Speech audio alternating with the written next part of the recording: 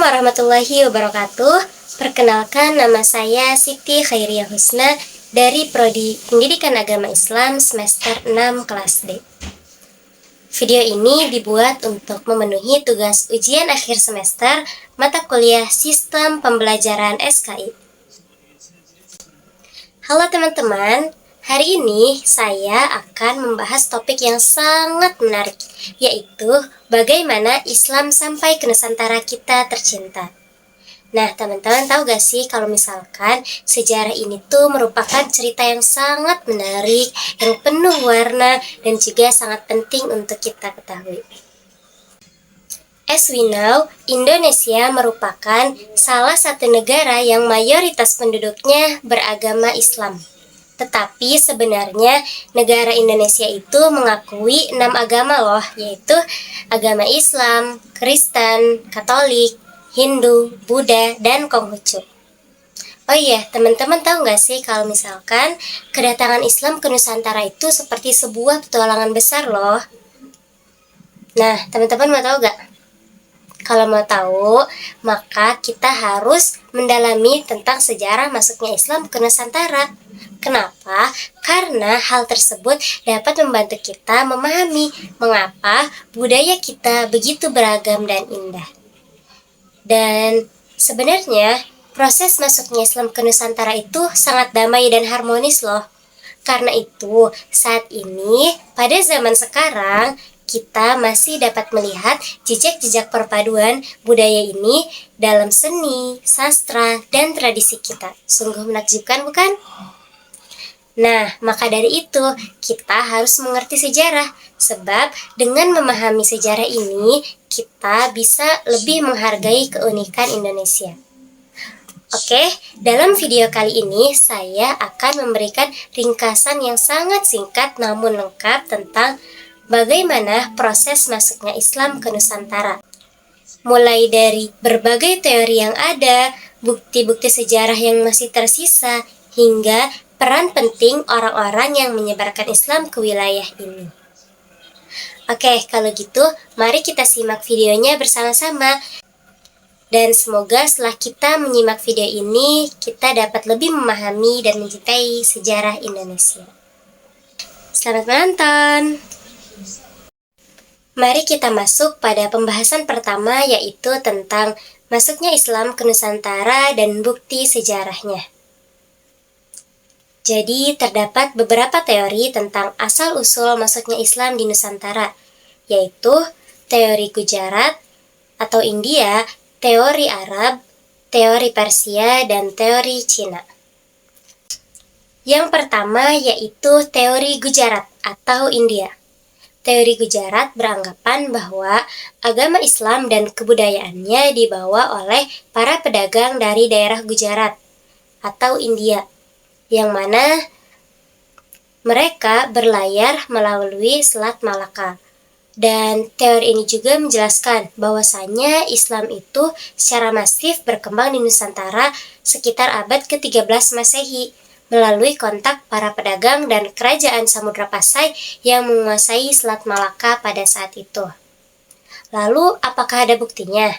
Nah, jadi teori ini itu diperkuat dengan penemuan makam Sultan Samudra Pasai, yaitu Malik As-Saleh pada tahun 1297, dan juga makam Maulana Malik Ibrahim, yang mana kedua makam tersebut bercorak Gujarat, serta terdapat tulisan Marco Polo. Nah, yang kedua ada yang namanya teori Persia. Teori ini tercetus karena pada awal masuknya Islam ke Nusantara di abad ke-13, ajaran yang marak saat itu adalah ajaran Syiah. Loh, kok ajaran Syiah? Nah, yang mana ajaran Syiah itu berasal dari Persia. Dan menurut teori ini, Islam itu disebarkan oleh para pedagang Persia yang melalui jalur perdagangan rempah-rempah di Nusantara. Ya, seperti yang kita tahu ya, bahwasanya Indonesia itu negara yang kaya akan rempah-rempahnya. Maka tidak heran kalau zaman dulu itu banyak para pedagang yang melakukan kontak perdagangan dengan Indonesia. Lalu apakah ada bukti terkait teori ini?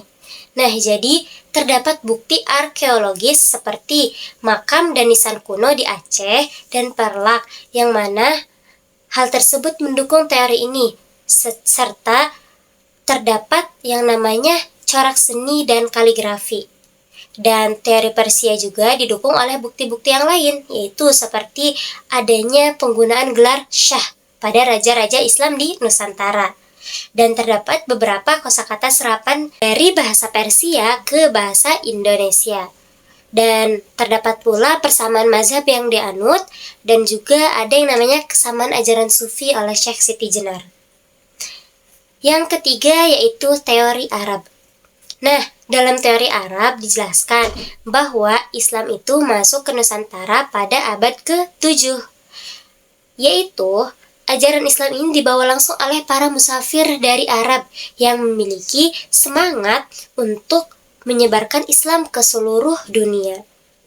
Jadi nggak heran ya kalau misalkan Arab itu masuk ke Nusantara, karena ya kita ketahui, seperti yang kita ketahui bahwasanya para nabi berasal dari Arab, yang mana para sahabatnya juga banyak dari Arab. Nah, lalu apa sih hal yang memperkuat teori ini? Jadi teori Arab ini tuh diperkuat dengan adanya sebuah perkampungan Arab di Barus, yaitu yang terletak di Sumatera Utara, yang mana perkampungan tersebut dikenal dengan Bandar Khalifah. Selain itu, di Samudra Pasai, mazhab yang terkenal juga adalah mazhab Syafi'i, yang mana pada saat itu mazhab ini tuh terkenal di Arab dan Mesir juga. Nah, adapun bukti lain yang memperkuat teori ini yaitu digunakannya gelar Al-Malik pada raja-raja Samudra Pasai, seperti budaya Islam di Mesir. Oke, yang keempat yaitu teori Cina.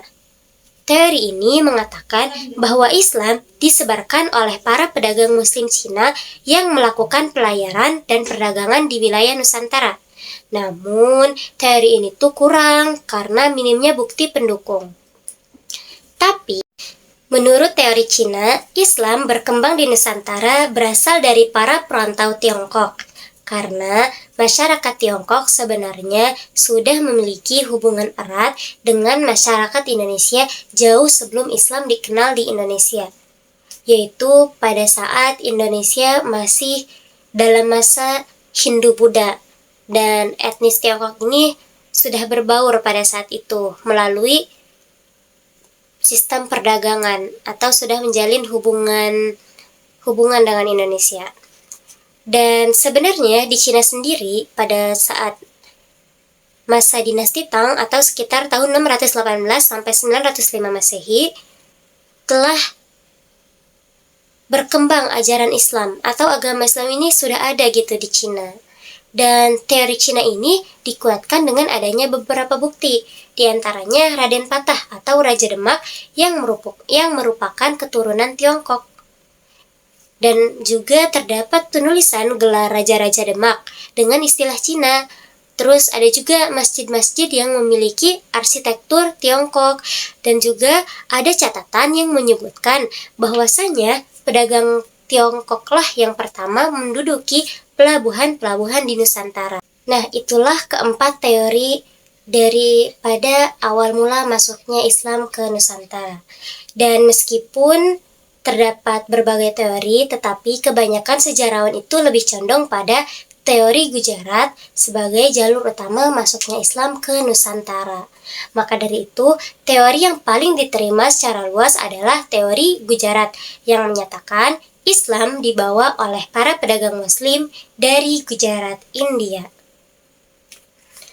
Oke, pembahasan selanjutnya yaitu tentang penyebaran Islam di Nusantara. Dalam proses penyebaran Islam di Nusantara, terdapat peran para pedagang, ulama, dan wali songo dalam menyebarkan Islam secara damai. Jadi pada saat itu, terdapat pedagang Muslim yang datang ke wilayah Indonesia, dan mereka itu datang tidak hanya membawa barang dagangan saja, tetapi juga mereka sambil menyebarkan ajaran Islam melalui interaksi sehari-hari dengan masyarakat lokal. Jadi berdagang itu bukan hanya berdagang soal materi saja, tetapi juga menyebarkan ajaran Islam kepada warga lokal. Nah, yang ada juga peran ulama. ulama itu berperan dengan pengetahuan agama yang mendalam, yaitu mereka biasanya mendirikan pusat-pusat pendidikan seperti pesantren, yang mana pesantren itu merupakan tempat belajar agama bagi masyarakat. Lalu ada juga Wali Songo. Nah, Wali Songo ini terkenal dengan namanya 9 wali. Dan tahu gak sih teman-teman, sebenarnya 9 wali ini tuh tokoh kunci dalam dakwah Islam di Indonesia. Karena dalam dakwahnya mereka itu menggunakan pendekatan yang lembut dan bijaksana dalam mengajak masyarakat untuk memahami dan menerima Islam tanpa paksaan. Maka dari itu banyak masyarakat yang mulai tertarik dengan ajaran Islam dan akhirnya masuk agama Islam. Jadi sudah kita ketahui ya bahwasanya para pedagang, ulama, dan wali songo itu merupakan orang-orang yang memiliki peran penting dalam menyebarkan ajaran Islam di Indonesia. Dan kita sebagai Muslim Indonesia saat ini tentunya harus bersyukur karena pada zaman dahulu ada mereka. Dan karena mereka itulah kita terlahir sebagai seorang Muslim. Nah, pembahasan selanjutnya yaitu tentang strategi penyebaran agama Islam di Indonesia. Kalau tadi kita kan sudah mengetahui ya, siapa saja yang memiliki peran penting dalam penyebaran ajaran Islam. Lalu apa sih strategi mereka? Nah, terdapat 4 strategi, yaitu yang pertama melalui perdagangan, yang kedua melalui perkawinan, yang ketiga melalui pendidikan, dan yang keempat melalui kesenian. Dan itulah 4 strategi yang digunakan oleh mereka. Yang pertama yaitu jalur perdagangan. Nah, pada jalur ini, pedagang muslim memainkan peran yang sangat besar dalam melakukan proses penyebaran Islam di Nusantara. Jadi para pedagang itu berinteraksi dengan masyarakat lokal dan mereka itu mendirikan komunitas muslim di sepanjang jalur perdagangan.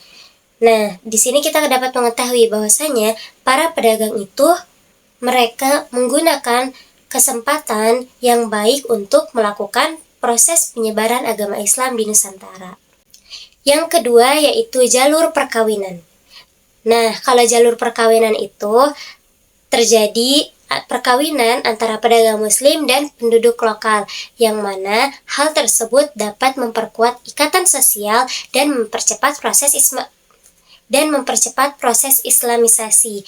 Dan tentunya karena dengan perkawinan ini dapat lebih mudah gitu ya untuk menyebarkan agama Islam, karena mereka telah terikat dan telah terjalin hubungan antara satu keluarga dengan keluarga yang lain, sehingga memudahkan untuk menyebarkan ajaran Islam.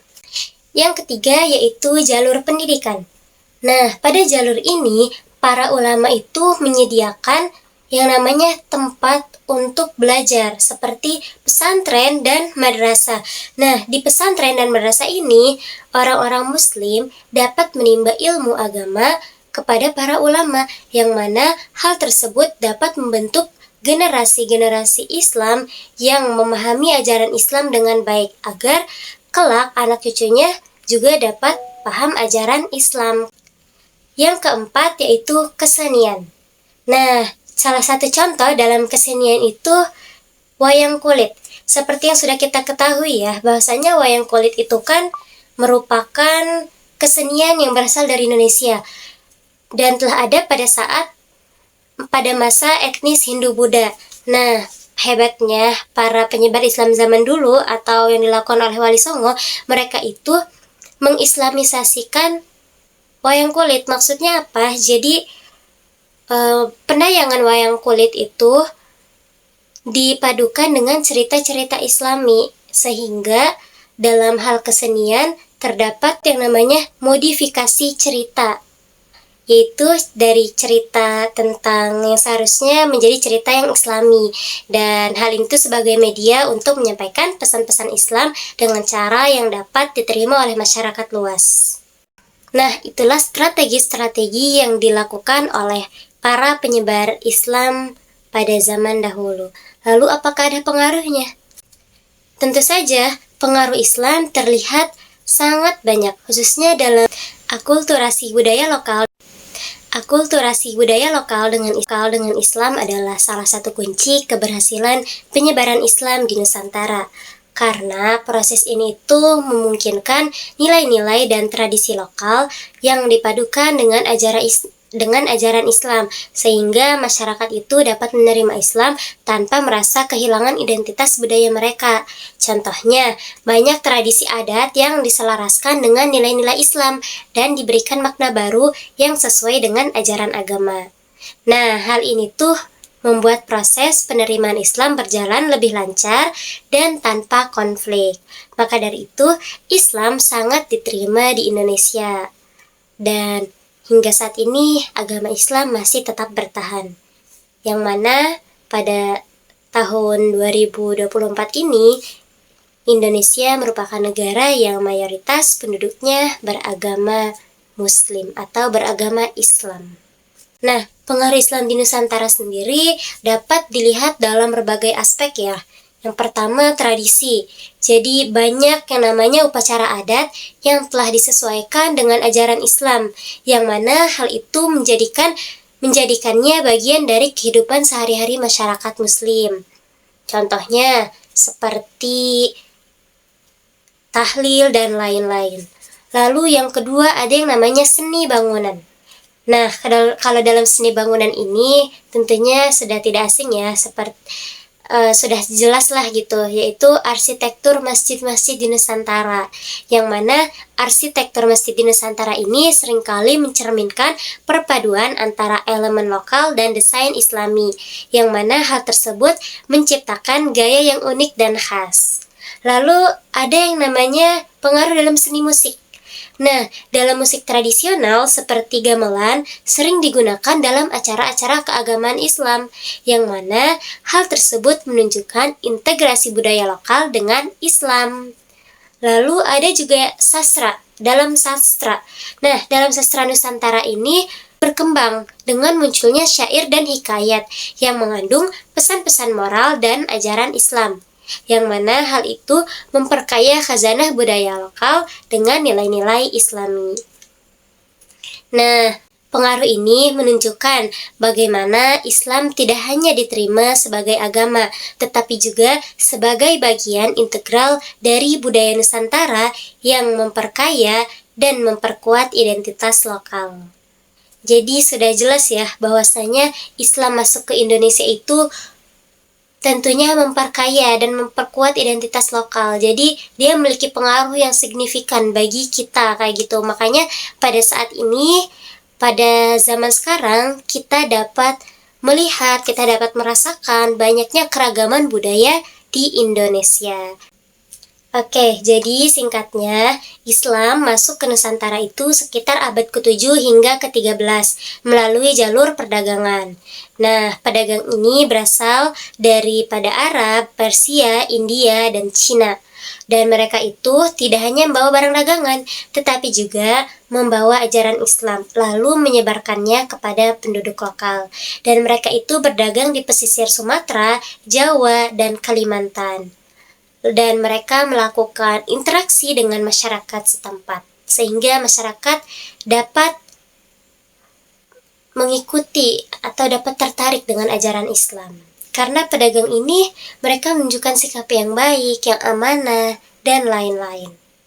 Nah, selain itu ada juga yang namanya peran ulama dan mubalik, yang mana mereka itu telah mendirikan pusat pendidikan agama, dan mereka itu mengajarkan Islam kepada orang-orang Muslim atau kepada orang-orang yang ingin belajar agama Islam secara damai, sehingga mereka itu memiliki peran penting ya dalam hal penyebaran ini. Nah, sedangkan di Jawa juga ada yang namanya Wali Songo, yaitu 9 wali yang terkenal yang menjadi tokoh utama dalam Islamisasi dengan pendekatan yang bijaksana yang mengintegrasikan ajaran Islam dengan budaya lokal. Dan selain itu, ada yang namanya perkawinan antar pedagang Muslim dan penduduk setempat, serta penggunaan kesenian sebagai media dakwah yang mempercepat proses penyebaran Islam. Lalu kerajaan-kerajaan seperti Samudra Pasai dan Demak yang menerima Islam juga membantu memperluas pengaruh agama ini ke seluruh Nusantara. Intinya dalam materi kali ini semua saling berkaitan dalam melakukan penyebaran ajaran Islam di Indonesia. Nah, teman-teman, tadi kan kita sudah mendengar ya bagaimana sih sejarah Islam masuk ke Indonesia.